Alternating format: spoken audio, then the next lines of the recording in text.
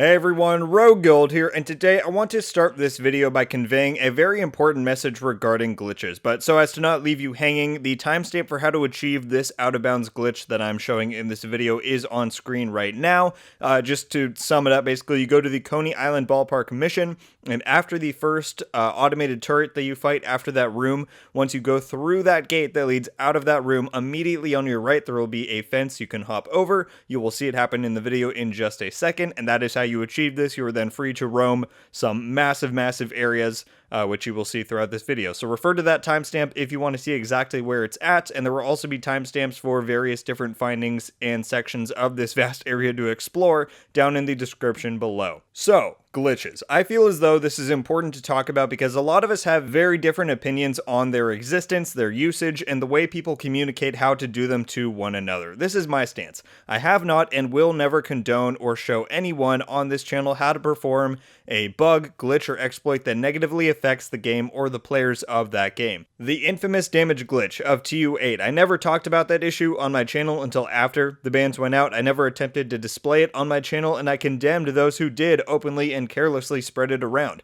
Like I said, anything that harms the game, that can affect PvP, that could cause an imbalance in rare loot distribution, or disrupt the game's economy, I'm vehemently against all of those things and things that people spread around that cause those outcomes. In my view, those should be kept pretty hush and promptly shown to the devs to be fixed before it becomes a widespread issue, like is what happened with the damage glitch and what resulted in all of those bans that, just enraged so many people. But the type of glitch that I'm showing you today in this video is something that I consider to be an entirely different thing altogether. It's harmless. It doesn't affect anyone else. It doesn't grant me any rare items or special buffs. It doesn't exploit any sensitive info about the game. This video is titled Secrets because it has some really neat Easter eggs and behind the scenes looks at some areas of the game from this out of bounds area, but there aren't any hints to things like upcoming content, anything like that. If there were, then this would be a completely separate deal and I would have to judge what it was, if I wanted to put that on my channel or not. But in my opinion, from my perspective, out of bounds glitches like these are an entirely different category from something like the damage glitch, and I take no issue with people spreading it around and enjoying the cool areas to explore. It reminds me a lot of my World of Warcraft and Destiny days back in WoW. I want to say 8 years ago. There was this dungeon that I found one time. I found a video online where you could go and nudge yourself way in a corner, and if you took a potion that made yourself larger and then you logged out and you logged back in, you would be slightly through the wall, and from there you could jump and paraglide down to an out-of-bounds area. And at the time, when I was 13, 14 years old, I thought that was the coolest thing in the world, that I was looking at this really cool out-of-bounds area. There was nothing, game-breaking about it. Nothing was caused by it. There wasn't any, sensitive info out there. It was just a cool little out-of-bounds area, an unfinished area to explore. And seeing that huge, vast area like you're going to see later on in this video, it was just so cool to me. And then later on in Destiny, if you ever played Destiny 1, the Crota's End raid, in the final throne room, if you didn't know, there was a way that you could hop way up onto those towers and out of that room and go back to different areas of the raid from the outside and look down on them. It was just really cool. I've always found these types of things really neat. And for the most part, I've never seen anyone take huge issues with it, whether that be players or the developers of whatever game it may be. And in Division 1, you could go out and see Central Park and the Resistance areas way before that was released back in year 1. I did that myself, and there are plenty of videos of it online that are still on YouTube to this day, and Ubisoft has never taken those down or taken issue with it, so clearly they don't have much of an issue with these types of things the same way they did with the damage glitch. So I just felt it was important to clarify all of that to you guys. I wouldn't want to be labeled a hypocrite for things I may have said in the past about other glitches like the damage glitch, but if you hold a different view than I do regarding all of this stuff, then certainly let me know down below. I would be very interested to hear your opposing thoughts on the matter, but let's talk about this specific out-of-bounds glitch. Many have posted this on Reddit over the past week or so shout out to them. I would credit the original person, but I honestly have no idea who found it first. But as I said earlier in the video, it begins at Coney Island. But from there, as you're seeing, there's a vast amount of stuff to explore. This is honestly the largest out-of-bounds glitch I think either Division 1 or 2 has ever seen. I certainly don't remember seeing anything like this. Even the Central Park one was kind of confined to the I mean, it was pretty large, but this is even bigger. And there's a wider variety of stuff out here in this vast, Great Plain that you can find that I think is really neat. Perhaps most interestingly is that you can find the actual summit building and the lobby way out across like a desert-like plain, including across that plain as you're approaching the city where the summit building is, and you'll see this later on, there are floor layouts that are floating up in the air for each of the 3 sets of summit floors. So you load in, say you're starting out fresh in the summit, floors 1 to 3 are all one thing. There's no elevators you take, there's no loading screens. And so I guess the summit and Coney are stored within the same space. And so whenever you take a summit elevator, you load into one of these massive layouts in the sky. And you'll see later on that there are big labels in the sky that say start and finish. So you can see where you load in, say floor 1, and where you end at floor 3. So it's really neat. There's also some huge grass plains that you'll see kind of soon that I actually found maybe the most compelling, just because there's no real terrain that you find like that in the Division, where there's so many steep hills and stuff like that. So, and there's lots more out there to find, I'm sure. So if you're curious, I encourage you to go out and explore this place for yourself. There's some ships I saw in the distance. There's a few buildings I didn't get to go to. So there's a lot of stuff out here. And like I said, none of it is causing harm to the game. And so I think if you want to go out and try it for yourself, I guess I would say do it at your own risk, because maybe there's a minute chance that Ubisoft would care and maybe take action on this stuff. But like I said, there's videos of people going to Central Park from Division 1 still on YouTube to this day. So I would find it pretty bad. I would blast Ubisoft and Massive pretty hard if they were to care about this stuff after all of that. So that's probably going to do it for me on this one, guys. Obviously, there's a big lack of Division info and news to cover right now, so I just thought I would share a cool little find that the community has uncovered over this past week. If you have any topics that you want to hear my thoughts on, certainly let me know down below. I can't promise that I'll commit to any or every of them, but I'm certainly interested to hear what kind of stuff you guys are curious about. Alright guys, I'm going to head out for now and let the rest of this exploration footage play out. As I said before, timestamps will be in the description to different areas and cool finds. I intentionally included a lot of footage in here for you to see all of it, so this video might be pretty long after I'm done talking here, but it will just continue on with the audio from the game. So I hope you enjoy. Thank you all so much for watching. I hope you have a wonderful day, and until the next one guys, RogueGold out.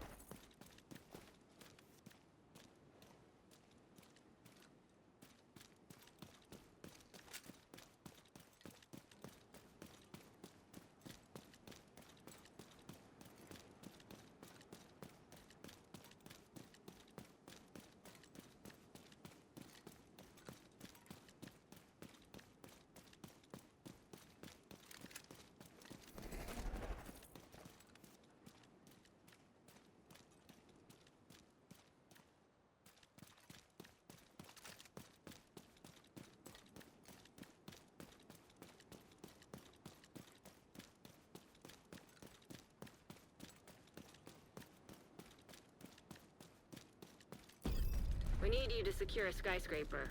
This may take a while. Hope you cleared your schedule.